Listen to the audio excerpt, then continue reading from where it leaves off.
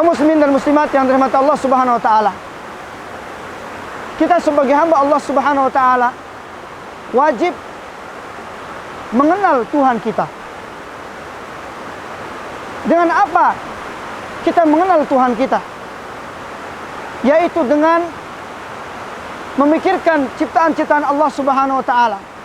Ada lautan, ada gunung, ada sungai, ada air terjun, dan semua yang ada di muka bumi ini itu menunjukkan tanda-tanda kekuasaan Allah Subhanahu wa taala yang disebut di dalam bahasa Arab ayatun kauniyah atau dalalatun kauniyah.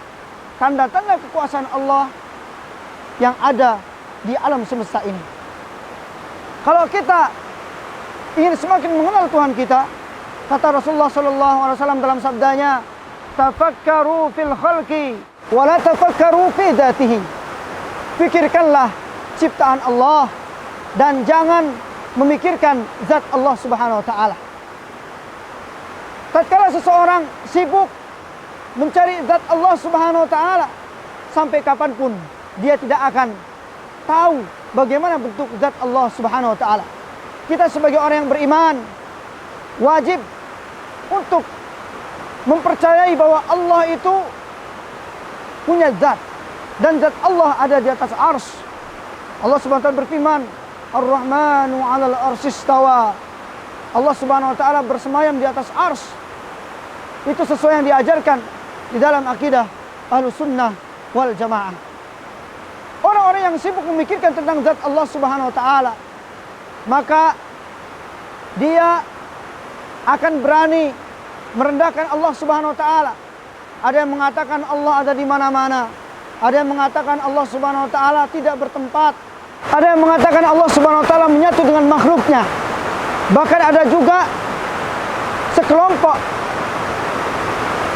atau suatu kelompok yang meyakini bahwa tidak ada pencipta di alam semesta ini.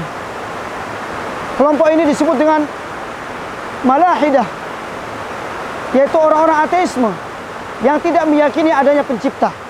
Padahal di dalam banyak ayat Allah Subhanahu wa taala menjelaskan bahwa Allah lah Tuhan yang menciptakan alam semesta ini.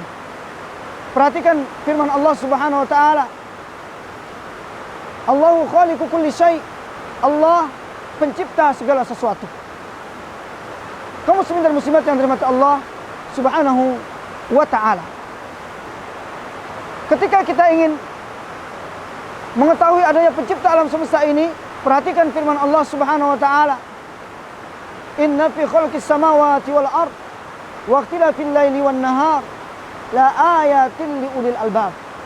Sesungguhnya di dalam penciptaan langit dan bumi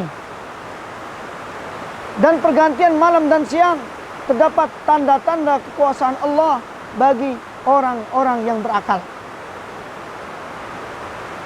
Saya menghimbau kepada jemaah sekalian, mari kita beriman kepada Allah Subhanahu wa taala. Baik itu beriman tentang keberadaan Allah, beriman kepada rububiyah Allah, beriman kepada nama-nama dan sifat-sifat Allah, dan kita harus mempercayai tentang ketinggian Allah Subhanahu wa taala. Disebutkan di dalam sebuah kitab bahwa ketinggian Allah Subhanahu wa taala itu berada dalam 3 hal. Yang pertama, al-ulu fi dzatihi.